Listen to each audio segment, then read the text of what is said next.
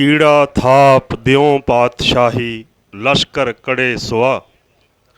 आओ सब तो पहला गुरु महाराज दी फतेह ना सांझ पाईए जी। वाहिगुरु जी का खालसा वाहिगुरु जी की फतेह। बाबे कियां ते बाबर कियां दा युद्ध उदों तो शुरू हो गया सी जदों गुरु महाराज ने कहा सी दया कपा संतोख सूत जत गंढी सतवट ए जनऊ जी का हई ता पांडे कत। और ये जो विरोध सी एक चार वर्णा वाले लोग सी ते दूजे पासे गुरु नानक पातशाह दा फरमान सी नीचा अंदर नीच जात नीची हूँ अत नीच नानक तिन के संग साथ वड्डियां स्यों क्या रीस जिथे नीच संभालियन तिथे नदर तेरी बख्शीश। एक ऐसा समा आया कि जिन्हों नीच लताड़े नमाणे कहा जाता सी बाबा बंदा सिंह बहादुर ने अपनी तलवार के जोर के नाल उन्होंने हुक्मरान बनाया और जमीनां दित्तियां। पर यह गल किते ना किते उस समझते हैं कि उस हकूमत दे और जो विचारधारा वो आइडियोलॉजी नूं मनण वाले लोग सी उन्हां दे अंदर हमेशा ही खटकदी रही। और वो समा भी आया जदों असीं कटे कंधार तक साडियां गूंजां पैंदियां सी महाराजा रणजीत सिंह दा राज। सोच के देखो वो समा भी आया। और तुसीं देखो कि जदों 47 दा समा आया साढ़े 2 टुकड़े कर दिते गए। चाहिदा सी कि जिन्हां दा राज भाग सी राज भाग दी बराबर दी उन्हां नूं दित्ती जांदी, पर नहीं कतल भी साडा होया ते असीं भी सब तो वध 47 नवंबर अपना जिहड़ा हैगा आज़ादी दा दिहाड़ा असीं सब तो वध मनाउने आ। साडे ही भरावां दा कतल होया। और तुसीं देखो उस तो चलदे चलदे साडे नाल पैर पैर ते गदारियां हुंदियां गईयां। उन्हां गदारियां दे तहत जो अज घटना का मैं जिक्र करन लग्या क्योंकि पिछल झात मारनी बहुत जरूरी सी। मैं अपने बारे दसां कि मैं इस लुधियाने पिंड तो गुड़गांव की एक कंपनी दे विच V&S इंटरनैशनल उहदे विच बतौर जनरल मैनेजर काम करदा सी। 21 जनवरी 2011 की गल है कि मैं अपने दफ्तर बैठा सी, एक ड्राइवर आके मैनू अंदर बढ़ गया बिना पूछे तो मैं उन्होंने सह सुभाए कह दिता कि किधर मुँह चुकया। तो मैनू कहने लगा कि सरदार जी यहाँ ऐसी दफ्तरों में बैठ के ही बातें बना सकते हो। मैं GMC कंपनी का। मैं उन्होंने कहा तू दस कित्थे गल करनी है। कहता जब इंदिरा को मारा हमारे गांव के पास एक गांव था, उस गांव के सभी सरदारों को जिंदा जला दिया गया। इतने साल हो गए किसी ने वहां पांव तक तो डाला नहीं, उनका अंतिम क्रियाकर्म तक तो किया नहीं। बातें करते हो बड़ी बड़ी। ओदी ये गल मैनू वो लग्या कि जिमें किसी ने मैनू ताना मारिया होवे मेहना मारिया होवे। और दोस्तों अगले दिन 22 जनवरी 2011 नूं मैं अपने दफ्तर नहीं गया। ड्राइवर नूं कहा कि आपां अज उस पिंड चलदे हां होंद चिल्लड़ जिथे कतलेआम होया सी। कहंदे अज भी घर उवें दे उवें खड़े, अज जाके देखदे हां कि उत्थे होया की। ये पिंड रवाड़ी तो कोई 17 किलोमीटर दूर पटौदी वाली साइड ते आ। बचाले पटौदी ते रवाड़ी दे बिल्कुल बचाले पैंदा पिंड। ये पिंड दा नाम है चिल्लड़।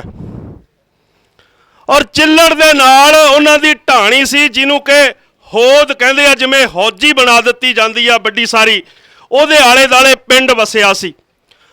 और ये मेरी पहली लड़ाई सी। मैं समझदा कि किसान परिवार उत्थे बसे सी आके और पूरे दे पूरे परिवार जिहड़े 1947 दे विच पाकिस्तान तो उजड़ के उत्थे आए सी। सारे जाने आपो अपने उत्थे घरां दे विच वस रहे सी।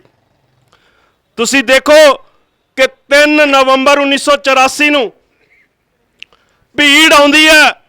भीड़ आउंदी है पहलां आके की करदी है कि उन्हां दे किसानी व्यापार नाल संबंधित सी, उन्हां दे तूड़ी दे कुप लगे हुए सी। तूड़ी दे कुप्पां नूं पहलां अग ला दिंदी है। अग लाउंदी है ते पिंड दे लोग घरां दे विच वड़ जांदे आ, कहंदे चलो लुट पाट करके चले जाणगे।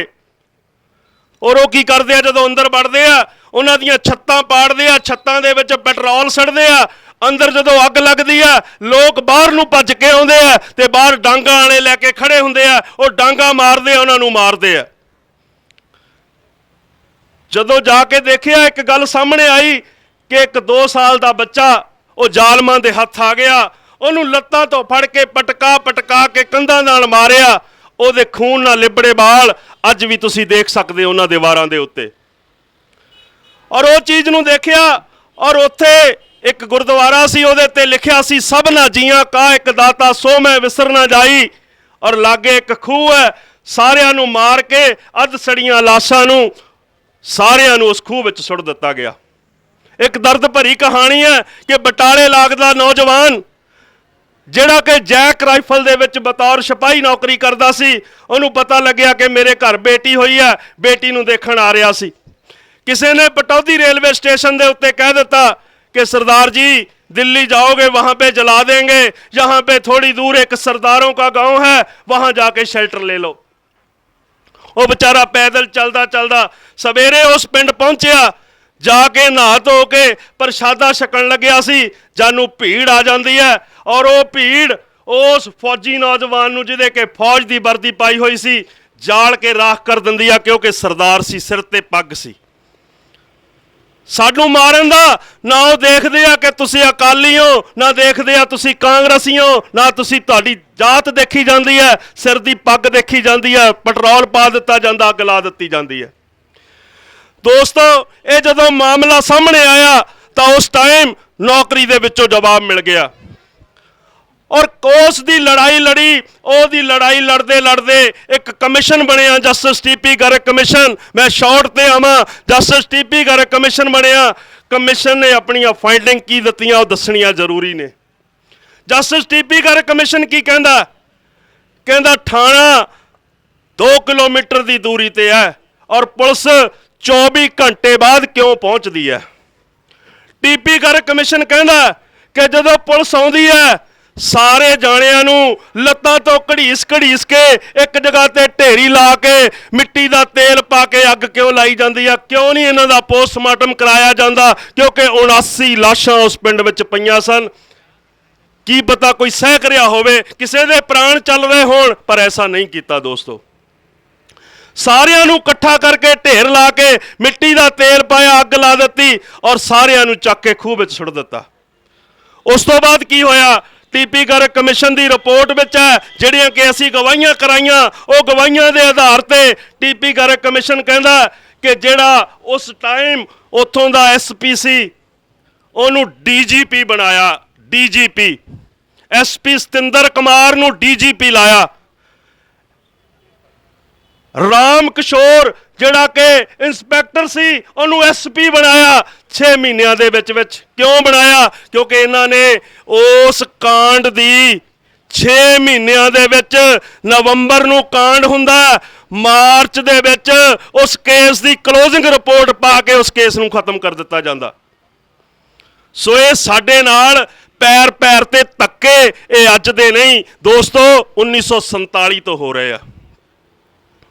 अज बिल बनिया, अज बिल की गल चल रही है, हजे कल की गल है सानू लारा ला के किसानों नूं दिल्ली बुलाया, दिल्ली बुला के कोई केंद्रीय मंत्री नहीं पहुंचया, क्योंकि साडी औकात दसना चाहती है केंद्र भी तुहाडी औकात की है। ऐसा क्यों हो रहा, कदे साडा राज सी, कदे साडा राज सी ते अज ऐसी साडी दुर्गति क्यों है। मैनूं तां इउं लगदा कि असीं सारे उस गुरु महाराज नालों टुटे हैं। असीं सारे अज भी आपो अपने जाति बंधना दे विच, आपो अपने मफाजा नूं लैके, आपो अपनियां पत्तियां नूं लैके अज आपां इकट्ठे नहीं, आपां खिंडे होए आ। असीं एक जगह मुर्दे भी फूक नहीं सकते, ये साडी हकीकत आ मेरे दोस्तों। और जिन्ना चिर असीं गुरु साहिबां दे उन्हां दे परणाए होए पूरनिਆਂ ते नहीं चलांगे, जिन्ना चिर असीं गुरु साहब दे दसे होए हुक्मां ते नहीं चलांगे, मैनूं लगदा साडे जुत्तियां पैंदियां रहणीਆਂ ने ते आउण वाले दिनां दे विच भी पैणगीਆਂ। जिन्ना चिर असीं सुधर जाइए, मैं समझदा कि गुरु महाराज सानूं समर्थ है। जिहड़ी गल मैं पहलां गल कही सी ਕਿ ਕੀੜਾ ਥਾਪ ਦਿਓ ਪਾਤਸ਼ਾਹੀ, ਲਸ਼ਕਰ ਕਰੇ ਸੁਆ। ਵਾਹਿਗੁਰੂ ਜੀ ਕਾ ਖਾਲਸਾ, ਵਾਹਿਗੁਰੂ ਜੀ ਕੀ ਫਤਿਹ।